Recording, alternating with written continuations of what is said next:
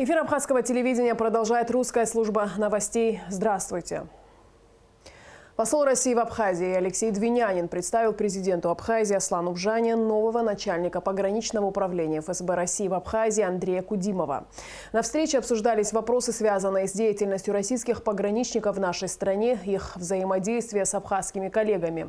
Глава государства пожелал Андрею Кудимову успехов на ответственной должности. Аслан Бжаня провел совещание с участием руководителя администрации президента Алхаса Квицини, исполняющего обязанности председателя СГБ Роберта Киот, министра внутренних дел Дмитрия Дбар, председателя Государственного комитета по связи, массовым коммуникациям и цифровому развитию Беслана Халваш. Обсуждался вопрос противодействия незаконной деятельности майнинг-фирм по добыче криптовалют. Глава государства призвал руководителей ведомств к более эффективному взаимодействию по решению этой проблемы. Работа по выявлению и отключению от сети незаконно функционирующих объектов по добыче криптовалюты продолжается. Сотрудники Управления экономической безопасности и противодействия коррупции МВД Абхазии провели рейдовые мероприятия в Гулрыжском районе. Была получена оперативная информация о наличии майнинг-фирм в селах Бабушара и Уарча. Однако данный факт не подтвердился. Сотрудники УЕБПК также осмотрели ранее отключенную криптофирму на территории госпредприятия «Абхазпродэкспорт», которая по-прежнему не функционирует. При этом рядом с госпредприятием через забор была обнаружена ферма по добыче криптовалюты. Здесь работало около 300 аппаратов. Сотрудники правоохранительных органов отключили ферму и опечатали ее. Десятки тысяч устройств по извлечению криптовалют на сегодняшний день уже отключены от энергосети. МВД призывает граждан принять участие в выявлении криптофирм. В министерстве действует горячая линия.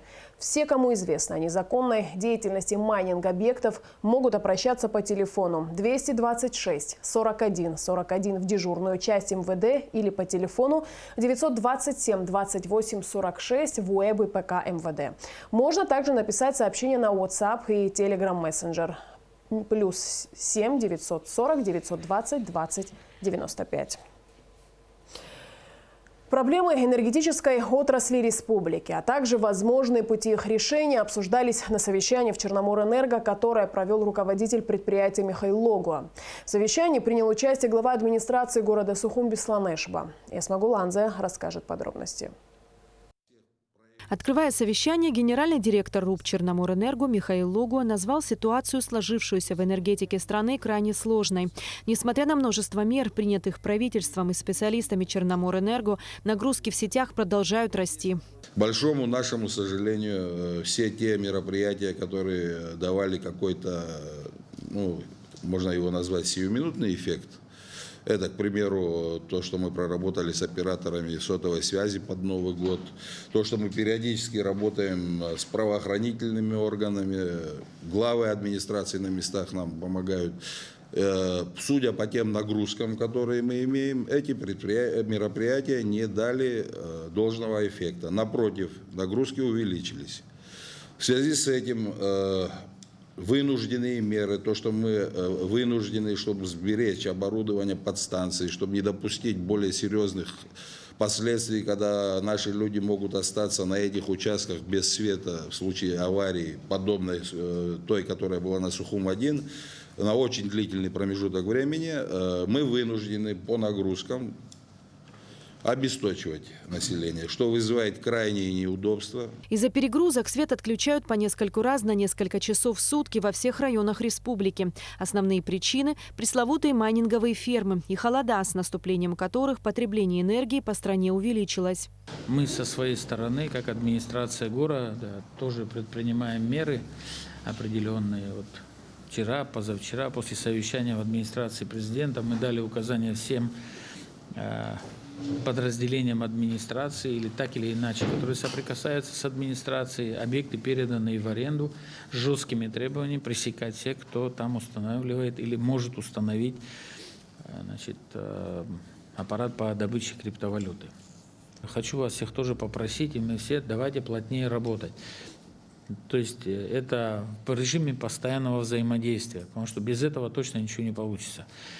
Вот. Понятно нам всем, что наступили холода, там сколько они продлятся, сейчас тоже говорить тоже сложно, там ожидается потепление несколько дней, а дальше что будет, тоже вопрос большой. Поэтому все-таки надо обратиться к населению, пользуясь случаем, обращаюсь к населению, чтобы воздержаться от использования теми приборами, которые не так часто пользуются. Потому что все это вместе дает серьезные нагрузки на наши сети. Только так, наверное, по-другому мы никак не сможем исправить ситуацию. Энергетический кризис в Абхазии стал одной из обсуждаемых в обществе тем. Отключение электроэнергии, за исключением аварий, производится по нагрузке. Дело дошло до того, что сами жители требуют составить график отключений. Однако в нынешних условиях, как говорят специалисты, его введение пока не представляется возможным. Здесь накладка трех серьезных проблем. Это ограниченного перетока с Российской Федерацией, который приходится очень такую существенную нагрузку снимать со всей Абхазии. Вторая – это перегруженность трансформаторных подстанций. Если мы даже начинаем вот так пофидерно отключать, тот фидер, который прошел этот график, мы включаем его, перегруз идет, он автоматически отключается. И потом получается, что он сидел там час или два без электроэнергии. Опять остается без, и поэтому не получается составить какой-то график определенный. Я думаю, все-таки люди должны иметь надежду на то, что там в ближайшее время, может даже через неделю, может чуть больше, все-таки какой-то график надо будет предусмотреть, посмотреть по объемам, по нагрузкам, проанализировать. Я сейчас не собираюсь там кому-то давать какие-то, значит, рекомендации, но все-таки, да, как пожелание такое, может, что прогнозируемость, она даст свои эффекты. По словам директора филиала энергосбыта Даура Делба, работа по отключению майнинговых ферм продолжается. Рейды проходят ежедневно и дают эффект, однако он, как правило, кратковременный. К сожалению, отсутствие каких-то нормативных жестких актов и закона не позволяет одномоментно сейчас решить эти проблемы. Случается так, что сегодня люди выезжают, отключают фермы, в течение какого-то времени не подключаются. Бытует такое мнение, что подключают их наши сотрудники, но я должен разуверить в этом, что подключиться даже к высоким сетям достаточно легко и просто. В Абхазии есть много предложений от частных лиц, которые это делают за определенную мзду очень легко и просто. Есть вышки, которые нам не принадлежат, которых много в стране. Есть энергетики, электрики, которые не работают в Черноморэнерго, но занимаются этим. То же самое касается, кстати, и сетей, провайдеров. Очень легко и просто нанять человека, айтишника, который за небольшие деньги обойдет все ограничения. Несмотря на запреты, добытчики криптовалюты продолжают свою незаконную деятельность. Майнинг в Абхазии набирал обороты из года в год. Фермы различаются между собой габаритами и мощностью. Несмотря на кажущуюся небольшую нагрузку, мелкие криптофермы довольно ощутимо нагружают электросети. Мы сегодня не можем дать точного прогноза, назвать точную дату, когда мы выровняем ситуацию. Это связано со многими факторами. Нам могут справедливо сказать, что эти нагрузки связаны с нашей недоработкой в плане той же незаконной деятельности, незаконного подключения к нашим сетям. Да, действительно, это так. Но, как мы всегда говорили, да, но не может такого быть, что один электрик там где-то на местах ходил, все отключал, все подключал с 17-16 года, когда это явление началось. А все остальные хлопали в ладошки и мило улыбались. Ну, быть такого не может. Точно так же и сейчас мы должны, как вошли, как попали в эту ситуацию, которая носила накопительный характер, точно так же и сейчас мы должны все вместе из нее выйти. Поэтому очень радует то, что пример тому, что Беслан Федорович сегодня находится здесь, это отношение глав администрации. Такое же отношение и у его коллег в районах. У нас очень хорошее взаимодействие с центральным аппаратом Министерства внутренних дел, службы государственной безопасности, что тоже обнадеживает. Надеюсь, все эти меры, нами представлены предложения Министерства экономики, ну и, соответственно, надеемся, они будут рассматриваться в правительстве. Решение этой проблемы – это комплекс мер, начиная от границы, продолжая внесениями изменения в законодательство, выработкой четкого механизма работы, задействование таких структур, как энергосбыт с обеспечением соответствующей техникой, людьми, которые 24 часа в сутки должны над этим работать. Но и сегодня мы не будем сидеть сложа руки. И по городу Сухум, Беслан Федорович, и по всем другим районам мы будем работать. Мы будем иногда даже сверх, наверное, нашего функционала, скажем так, действовать, без всяких исключений. На базе Черноморэнерго работает справочная служба. Все интересующие вопросы можно задать по телефонам +7 940 730 0220, +7 940 930 0220. Эсма Голанзе, Тимур Гугохи, Абхазское телевидение. И в продолжении темы. Еще 19 января в восточных районах столицы возникли серьезные перебои с электроэнергией. Причина – повреждение кабеля на линии Синоп. Проблема существует до сих пор. В течение 2 дней электрики сумели найти и отремонтировать 1 участок. Поиск других повреждений продолжается. Повреждение кабельной линии Синоп на 7-м фидере произошло 19 января. В результате аварии без электричества остались частично жители западной части столицы и центральной, до улицы Воронова. Специалисты СУЭС искали участок аварии больше 2 суток. И лишь вечером 21 января сумели найти 1 поврежденный участок. Основной причиной аварии энергетики называют высокие нагрузки. Трудности какие? Дело в том, что очень сложное повреждение. И причем оно не одно повреждение. Это вот одно место повреждения сейчас ищет, второе место повреждения. Лаборатория работает сейчас. Трудности в чем? Погодные условия и перегрузы. Очень большие нагрузки. И все это кабели не выдерживают. Пока ведутся работы по ликвидации аварии на линии Синоп, чтобы вовсе не оставить жителей без электричества, СУЭС организовал перераспределение энергетических мощностей. Однако и этого не хватает. Поэтому в части города, относящиеся к аварийному участку, подают электричество поочередно. По возможности, по резервным фидерам, по водам, по резервным, как-то выходили из положения, чтобы как-то подать населению напряжение. Где-то приходилось и ограничения какие-то вводить. Подключают других, этих отключают, и получается типа верная система. Пока неизвестно, потому что второе повреждение еще не найдено. Пока лаборатория в поисках, они ищут. В столице около 800 тысяч метров кабеля расположено под землей. В зимнее время, когда особенно высоки нагрузки, аварии на кабелях нередкое явление. И найти место повреждения всегда сложно. Так специалисты СУЭС еще продолжают работы по выявлению кабельного повреждения на линии Синоп на другом участке. Алика Трапш, Алексей Баструков, Абхазское телевидение. Президент Абхазии Аслан Бжания выразил соболезнования семье советского и российского дипломата, государственного деятеля Бориса Николаевича Пастухова по случаю его смерти. Ушел из жизни выдающийся дипломат и патриот своей родины, будучи заместителем министра иностранных дел и личным представителем президента России Борис Николаевич внес неоценимый вклад в процесс мирного урегулирования грузино-абхазского конфликта. Народ Абхазии всегда будет помнить и светло чтить память этого великого человека, отмечается в частности в соболезновании. Европейский суд по правам человека посчитал, что Россия не может считаться ответственной за инциденты, которые произошли во время отражения нападения грузинских военных в Южной Осетии и Абхазии в 2008 году. По результатам почти 12-летнего рассмотрения дела Европейский суд по правам человека пришел к выводу, что на Российскую Федерацию не может возлагаться ответственность по Конвенции о защите прав человека и основных свобод за инциденты, произошедшие в ходе отражения российскими военнослужащими нападения грузинской армии на миротворческий контингент и местное гражданское население в период с 8 по 12 августа 2008 года, сообщается на сайте Минюста России. Кроме того, Европейский суд по правам человека не поддержал утверждение Грузии о том, что российские военные вторглись в Южную Осетию 7 августа 2008 года еще до нападения грузинских военных на Цхинвал.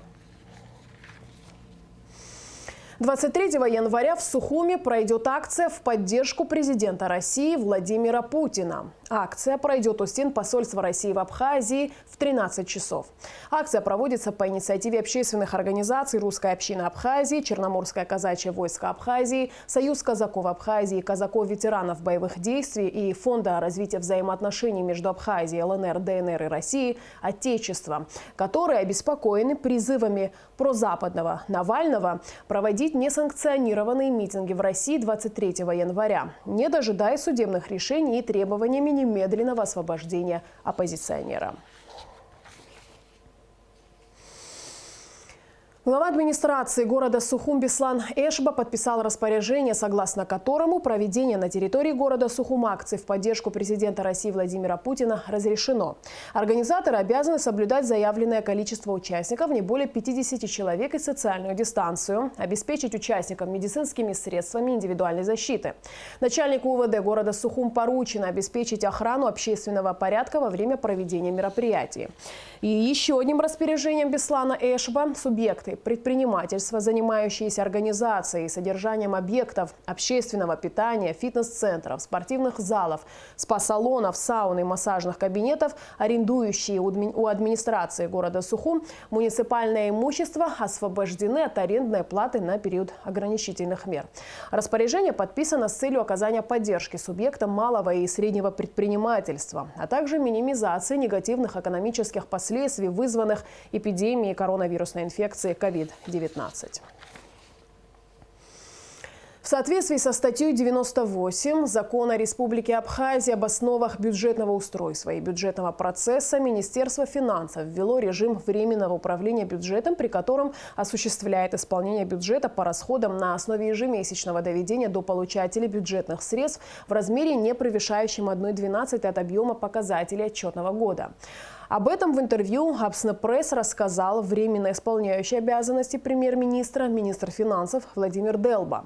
Как известно, закон о республиканском бюджете на 2021 год не вступил в силу с начала текущего года.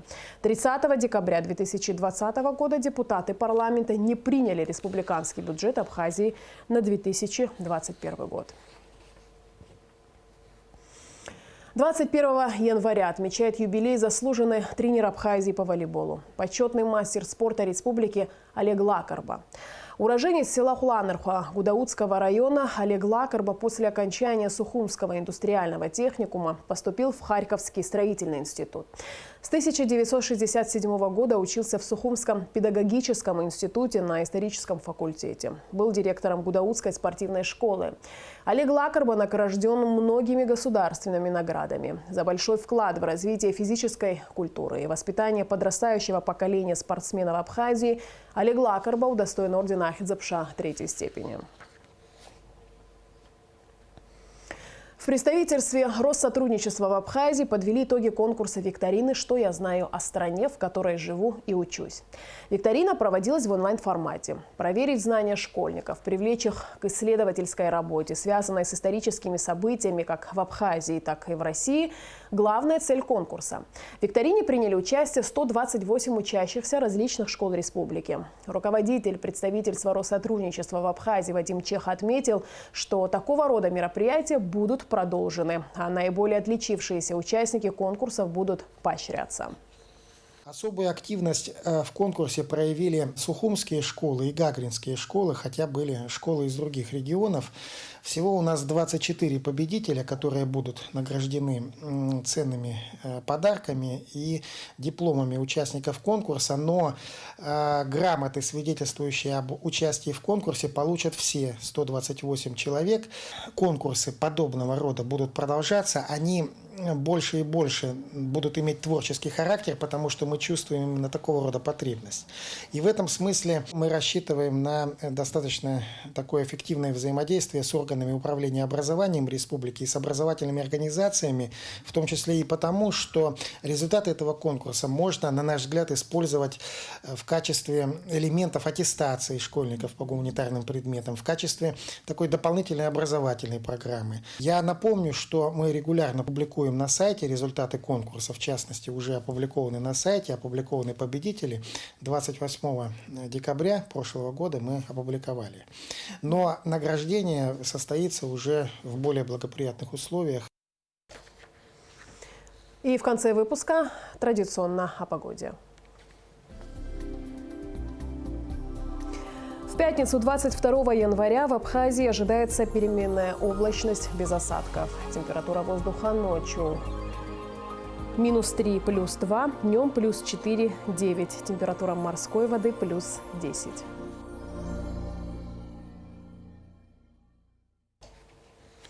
На этом наш выпуск завершен. Всего доброго и до встречи в эфире.